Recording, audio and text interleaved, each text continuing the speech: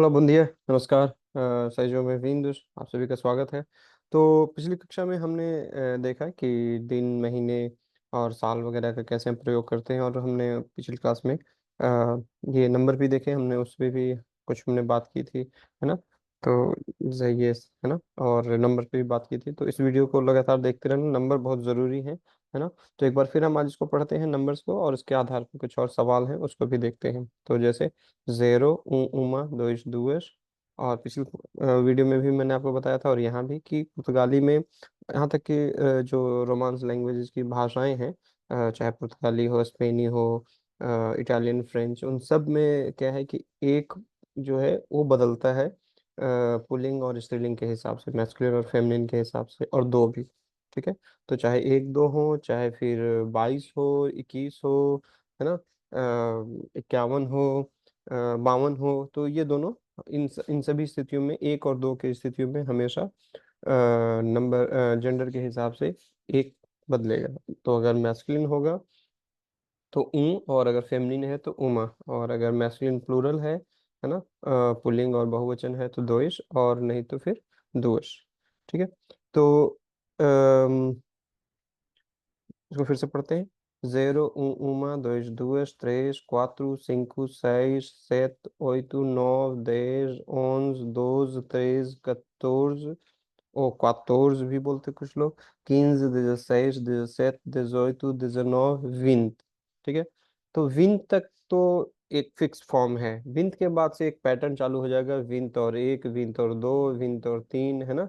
फिर आएगा 30, है ना, 30, फिर 30, 30 और एक, 30 और दो, 30 और तीन, ऐसे चलता जाएगा ये 100 तक। ठीक है। तो 20, 21, और एक चीज और कि 21 जब हम पुर्तगाली में बोलते हैं तो एक तरह से हम बोल रहे हैं 20 और एक, तो इसलिए 20 ई ऊ लगाना है।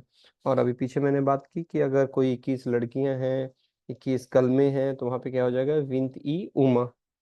और अगर 21 लड़के हैं तो 22 दोइश, लेकिन अगर 21 लड़कियां हैं, 21 कलमे हैं, नहीं, 22 लड़के हैं, 22 लड़के हैं तो 22 दोइश, लेकिन 22 लड़कियां होंगी तो 22 ठीक है। तो एक बार फिर से, 20, 21, 22, 23, 24, 25, 26, 27, 28, 29, 30, 31, 32, 33, 34, 35, 36, 37, 38, 39, 40। ठीक है।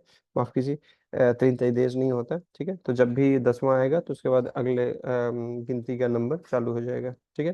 तो 40, 50, 60, 70, 80, 90, 100। और जैसे ही 100 जो है कि 100 के लिए है, और जैसे ही एक 100 में एक और जुड़ जाएगा तो वो क्या हो जाएगा, फिर सेंतु, सही की जगह सेंतु इस्तेमाल करेंगे। जैसे ही 100 से ऊपर होगा, एक भी ऊपर हो जाए तो सेंतुइन, सेंतुइउ।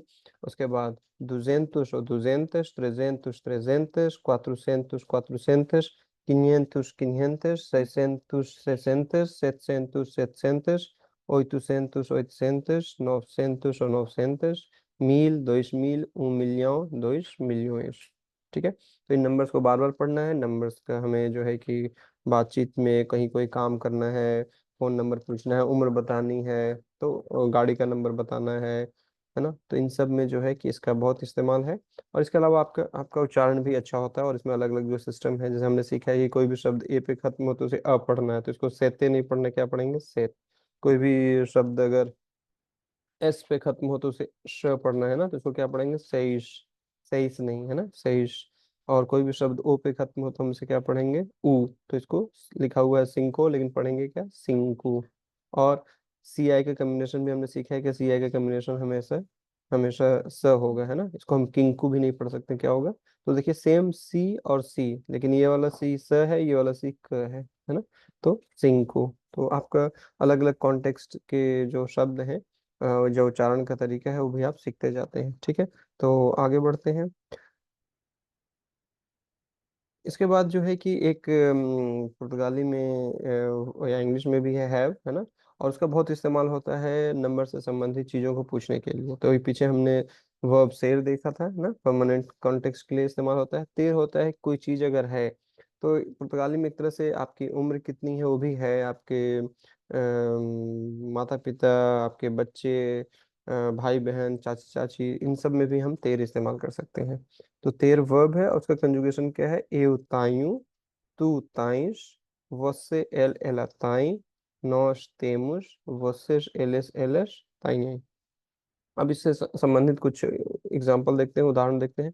तो quantos anos o senhor tem, quantos anos você tem और quantos anos a senhora tem। तो आपको मालूम है सिन्योर अगर किसी से जो है कि किसी के साथ सम्मान सूचक तरीके से पूछना है तो वहां पे हम इस्तेमाल करेंगे सिन्योर।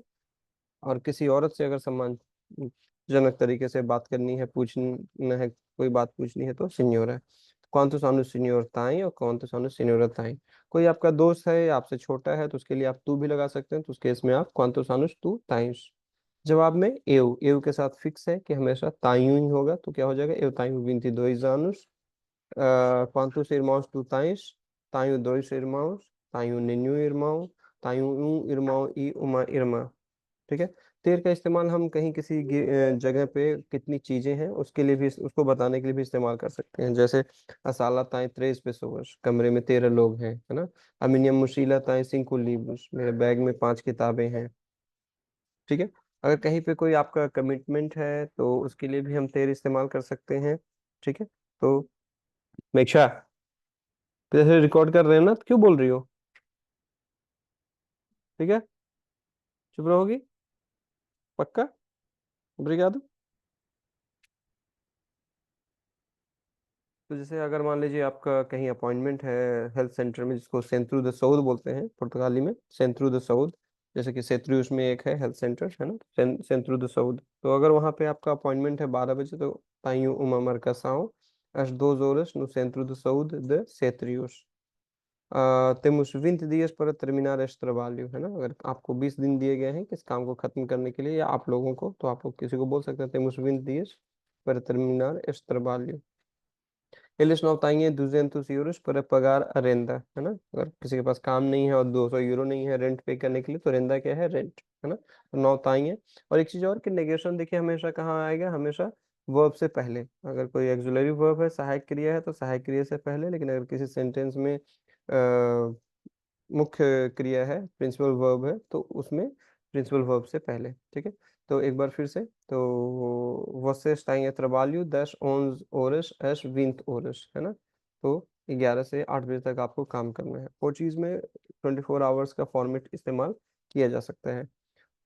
o senhor और a senhora tem NIF, है ना। अगर आपका निफ है तो फिनांसेस में और दूसरी जगहों पे पूछ सकते हैं निफ के, क्योंकि निफ एक सेंट्रल नंबर होता है, तो उससे आपके सारे डेटा वो एक्सट्रैक्ट कर सकते हैं, निकाल सकते हैं। सीनियर ताइन निफ और सीनियर ताइन निफ।